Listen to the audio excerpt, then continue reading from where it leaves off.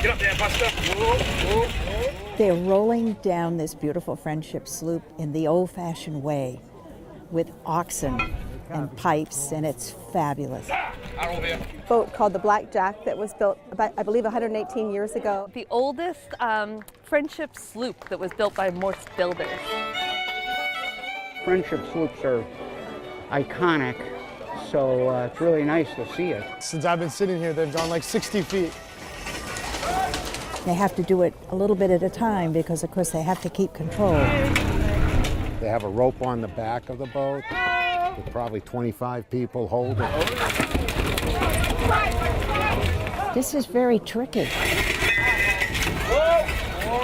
It's kind of a slow and steady process. They move it a few feet and then they readjust the rollers and they move it a few more feet. I wasn't sure how big this was going to be, or... And they're rolling her along bit by bit, and a lot of hands-on. It's going to be very exciting because a lot of people have worked on this boat. And it's going to be fun to see her slip out. This was taken in Mexico. I got up, turned on my camera, and caught this photograph. It's kind of one of the things that he's really excited and motivated about, is sharing his photos. Started doing sunset and sunrise pictures, and I also love sports, so I started a little bit of sports photography. Kana is pretty determined ever since he was little to not let his disability slow him down. I was born with a hole in my back that had to be closed up. Make-A-Wish has been working on Kana's dream for 3 years, volunteering their time to make a special day for, a kid that does have these extra challenges. My wish was to be a professional sports photographer for one day. So they were able to create a day where Kana, he showed up and he just was part of the group. We were together the whole day taking pictures and just talking sports photography. They just put him right in there, and he was just one of the guys. He's just trying to branch out a little bit with his photography and not do one thing. He wants to get good at a variety of things. This is Kyrie Irving going up for a layup at the end of his practice, so I got this right as he was coming in the air. They showed some of my photos up on the Jumbotron, so yeah, that was a cool experience. This is a ball signed by the entire Celtics team that they gave me. He pulled out some pretty nice photos from that day at the Celtics without having a lot of sports photography background. I think what they do is just amazing, to give kids this opportunity that might not otherwise have the opportunity to do exactly what they want for one day. But I don't care what you do to protect your house. If they want to get in, they will. We left to go to McDonald's and get some hamburgers, so he busted the door down and came in. And I mean, he went quick. Just went to the bedroom, master bedroom, dumped all the drawers on the bed and on the floor, and got her jewelry. My little pierced earrings from when I was a child, my gun, pictures. He carried it out of here with a pillow full of stuff that he threw in. A pillowcase. There was a jewelry box, a picture frame, and a military medal. It's something called Lebanon Cleanup Day. It's what our town does. It's a day after Earth Day. What we appreciated the most was the honesty, I guess, of the kids. We saw the pillowcase, and at first I didn't know what it was. That they would even bother. Yeah. Because most kids are on digital, with their thumbs going.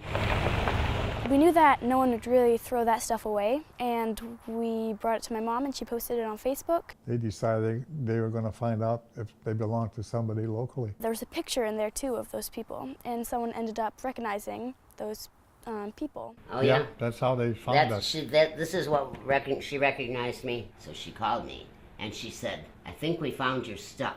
Those earrings, she had those for her entire life, so just getting them back for her was just amazing. I almost cried. I had tears in my eyes. I thought, oh my God, my earrings. I feel amazing to find it because they had the thoughts that they were never going to find this stuff again. Usually every year we find a TV in the woods, but this year we found something that really meant a lot to someone. They were like little guardian angels coming to us, and we love them for it. Golf's one of those games that you just have to keep at it. The weather's warm enough to at least dress up warmly and get out here and get a little exercise. I saw your weather forecast yesterday. It's all great. We're going to get a little bit of sun anyway. It's like a balmy 40 degrees. It's great. If you live in Maine, you absolutely have to get out, or, you know, it's curtains. This is great. 45 degrees. It's just like a good fairway. People are doing their own thing. They've got people are walking dogs. Couples are just walking along, enjoying the nice little break from winter weather. It's wonderful. I feel alive. Feels like spring. It's like spring for a moment. We know it's not going to last. It's just wonderful. I've been walking around, loving every minute of it. That one was right at the target, good and short of the target. I don't want to scare people to thinking they might get hit by the golf ball. For a very long 4 days for a whole lot of people. Really scary that it's like right next door and up the road. Yesterday I had a call from a neighbor saying that he had been captured, and so everybody looks out for one another. The officer that got killed was for no good reason. A whole lot of people went way out of their way to try to right that wrong. You keep seeing his image and, all the people he's left behind, and just such a senseless act, for somebody to do that. 200 officers a night, that it's been plus or minus for every night that they've been out here. It doesn't go unappreciated.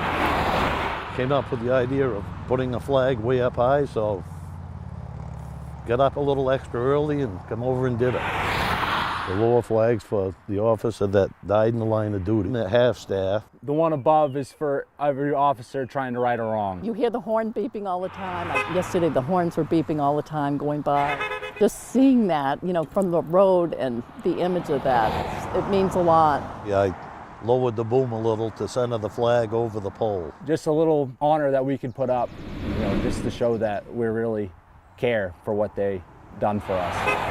It's a terrible thing that should happen to no family. It's a small community, but everybody around, it just cares, so it's a good feeling.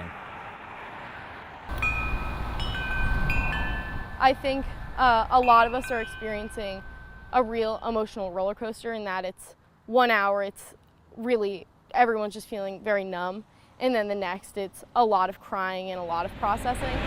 It's really important that everybody is here expressing love and compassion, and they more than knew her. Everybody cared about her.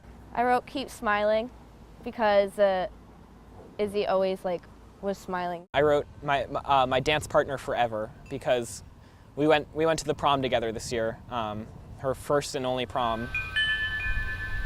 She's always been there for me in times of need and always just been the kind of person who is there to lend a helping hand no matter what. She was dancing was her biggest passion, and ballet. She loved to ski. She loved to alpine ski. It breaks my heart because she was such a happy person, and it's like she just didn't deserve this at all. My last interaction with her was 2 hours before the accident. As school got out, she told we hugged and said goodbye because she was leaving for 2 months. Really hard to think about all the things that she'll be missing out on, and being her classmate, thinking that we will go through our next 3 years here at Lincoln without her.